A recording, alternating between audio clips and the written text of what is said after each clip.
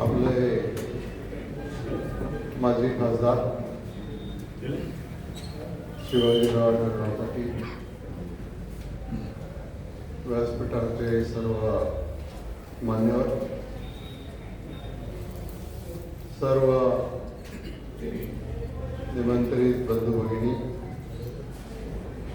सर्व पत्रकार आणि सहकारी मित्र, आज आपण आपल्या भागातल्या एका डेव्हलपमेंटच्या प्रश्नाच्या संदर्भात विचार करायला या ठिकाणी बसलेलो आहोत. माननीय शिवाजीराव आढळराव यांनी हा जो प्रकल्प आहे, पुणे नाशिक रेल्वेचा प्रकल्प, त्याच्या संदर्भामध्ये सविस्तर माहिती आपल्याला दिलेली आहे, मार्गदर्शन आपल्याला केलेलं आहे आणि हा प्रकल्प करण्यासाठी भविष्य काळामध्ये आपल्याला काय काय करायचं आहे याच्या संदर्भामध्ये देखील विचार विनिमय करायचा. मुळामध्ये हे खरं आहे की या भागातून रेल्वे जाईल असं कधी कोणाला वाटलं नव्हतं, परंतु शिवाजीराव आढळराव पाटील खासदार झाल्यापासून त्यांनी या प्रकल्प होण्याच्या दृष्टिकोनातून जी पावले टाकली त्याच्यामधून बरीचशी प्रगती झाली होती, परंतु अलीकडच्या काळामध्ये केंद्र सरकारने एक वेगळा निर्णय घेतला आणि आपला हा जो रेल्वेचा प्रकल्प आहे त्याच्यामध्ये बदल करायचं त्यांनी ठरवलं आणि त्यामुळं या प्रकल्पापासून आपण वंचित राहणार आहोत आणि ज्याप्रमाणे प्रवासी असतील आणि विशेष करून हा प्रकल्पच मुळामध्ये शेतकऱ्यांचा शेतमाल हा लवकर मार्केटमध्ये गेला पाहिजे ही भूमिका ठेवून आपण आखलेला होता. साधारणपणानं हा प्रकल्प झाला तर पुण्यापासून तर नाशिकला पोहोचेपर्यंतचं अंतर हे जास्तीत जास्त 2 तास राहील, कारण हा सेमी हायस्पीड रेल लाईन आहे आणि त्याच्यामध्ये मूळ प्रकल्पामध्ये रेल्वेचं स्पीड 200 किलोमीटर प्रति तास एवढं होतं. आता त्याच्यामध्ये भविष्यामध्ये प्रति तास 250 किलोमीटर पर्यंत वाढवण्याच्या दृष्टिकोनामधून तरतूद करण्यात आलेली होती. आज आपण पाहतोय की पुणे नाशिक महामार्गावर जी आज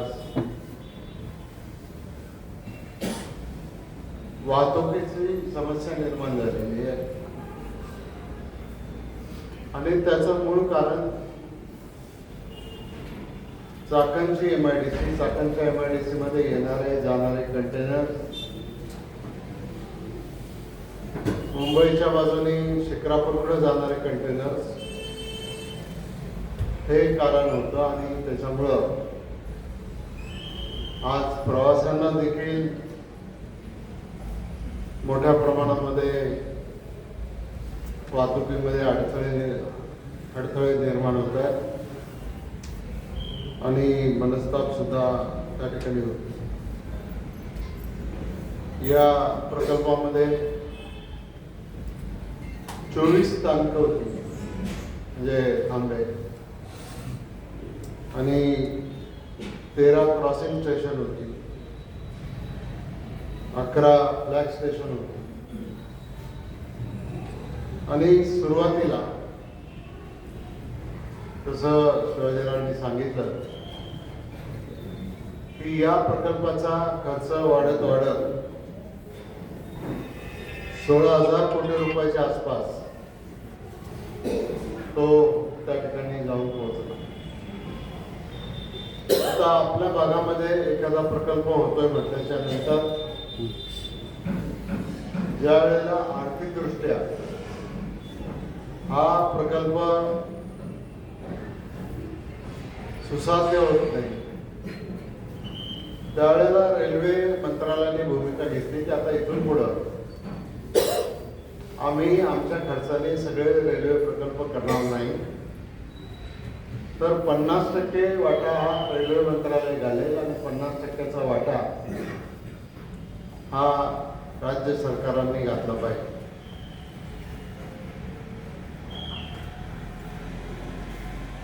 मुंबईमध्ये अतिरेक्यांचा हल्ला झाल्यानंतर जयंतराव पाटील त्यावेळेला अर्थमंत्री होते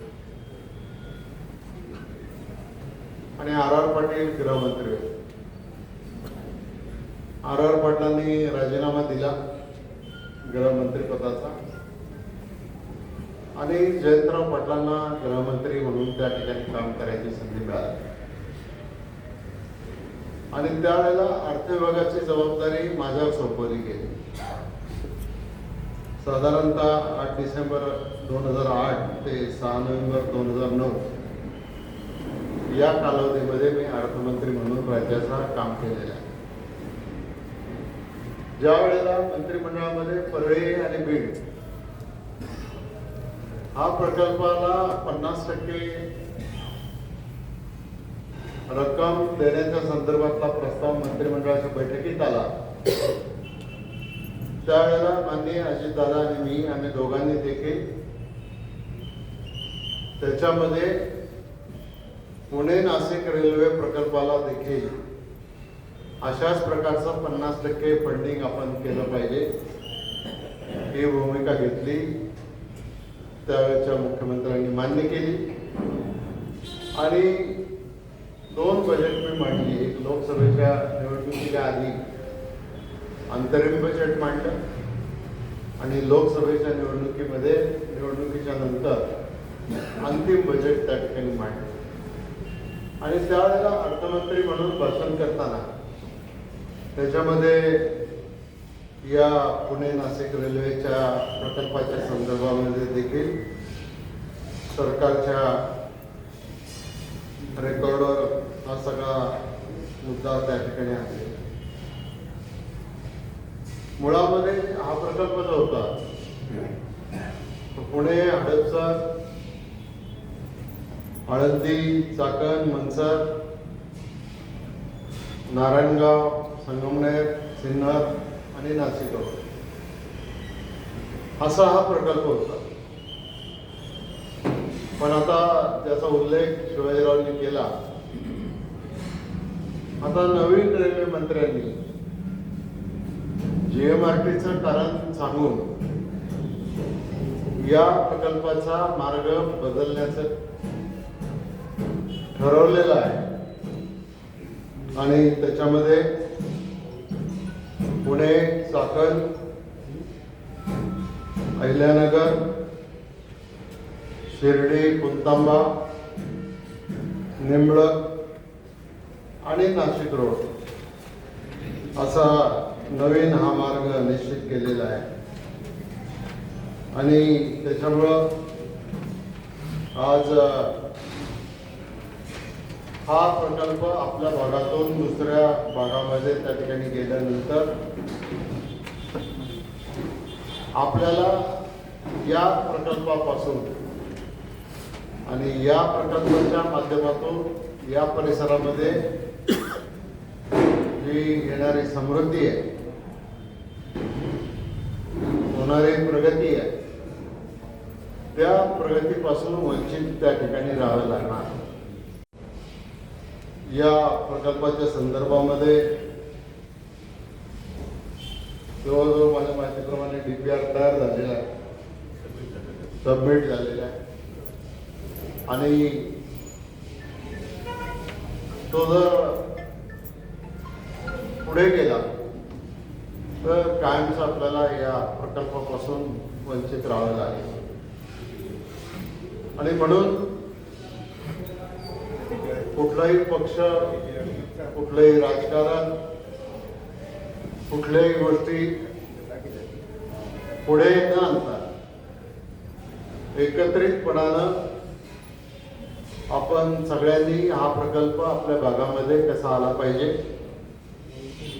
मूळ प्रकल्पाचा जो DPR होता किंवा आराखडा होता त्याच्याप्रमाणेच हा प्रकल्प झाला पाहिजे, जेणेकरून प्रवाशांची पण वाहतूक होईल, 2 तासात पुण्यावरून नाशिकला पोहोचता येईल आणि शेतीचा सुद्धा माल हा जलद गतीनं मार्केटपर्यंत कसा पोहोचेल ही गोष्ट त्याच्या आपल्या सगळ्यांच्या दृष्टीने महत्त्वाची आहे. आणि म्हणून आपल्याला आज इथं बोलवलंय. आपण काय लगेच उद्या रस्त्यावर उतरून आंदोलन करणार आहे अशातला काय भाग नाही. तर याच्या संदर्भामध्ये राज्याचे माननीय मुख्यमंत्री देवेंद्रजी फडणवीस, राज्याचे उपमुख्यमंत्री माननीय अजितदादा, दुसरे उपमुख्यमंत्री माननीय एकनाथभाई शिंदे यांना विनंती करून भेट घेऊन त्यांच्याबरोबर एक बैठक आपण त्याच्यामध्ये करू आणि ती बैठक झाल्याच्या नंतर त्यांना आपली ही जी रास्त मागणी आहे ती रास्त मागणी त्यांना समजून सांगण्याचा प्रयत्न करू. आणि त्याच्याच बरोबर दिल्लीचे जे रेल्वे मंत्री आहेत त्या रेल्वे मंत्र्यांना महाराष्ट्रातले काही खासदार, प्रभावी खासदार त्यांना घेऊन माननीय केंद्रीय रेल्वे मंत्री माननीय पंतप्रधान यांना भेटून आपली ही भूमिका त्यांच्यासमोर मांडायचं काम आपण आगामी काळामध्ये सगळेजण मिळून करूया.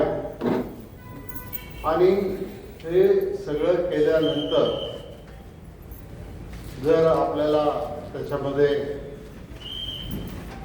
आवश्यक त्या गोष्टी जर उपलब्ध झाल्या नाही तर मग नंतर काय करायचं, मग आंदोलन हा एक मार्ग आहे, बाकीचे अनेक मार्ग आहेत, त्या मार्गांची अंमलबजावणी त्या ठिकाणी करून आपल्याला या प्रकल्पासाठी शेवटपर्यंत लढा द्यायचा आहे.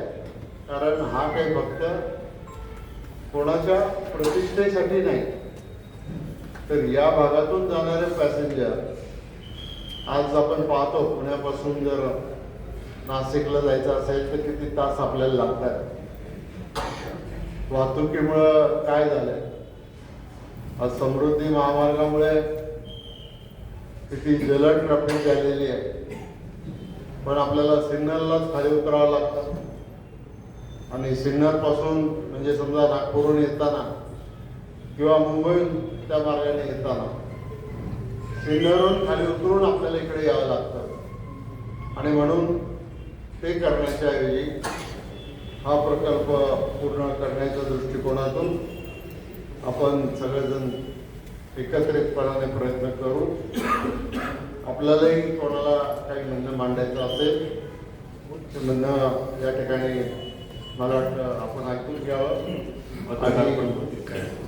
पत्रकारांचे पण काही प्रश्न पत्रकारांचे काही प्रश्न असतील शिवाजीराव त्याला उत्तर देतील, कारण माझ्यापेक्षा या प्रकल्पाबाबत जास्त अभ्यास त्यांचा आहे. त्यांनी लोकसभेमध्ये 15 वर्ष या प्रकल्पाच्या पाठीमागे काम केलेलं आहे आणि हा प्रकल्प कुठल्याही परिस्थितीत आपण सांगतो त्याच मार्गाने झाला पाहिजे अशा प्रकारचा प्रयत्न आपण सगळेजण मिळून करू. एवढंच मी या निमित्तानं सांगतो. सगळ्यांना धन्यवाद देतो आणि या ठिकाणी थांबतो.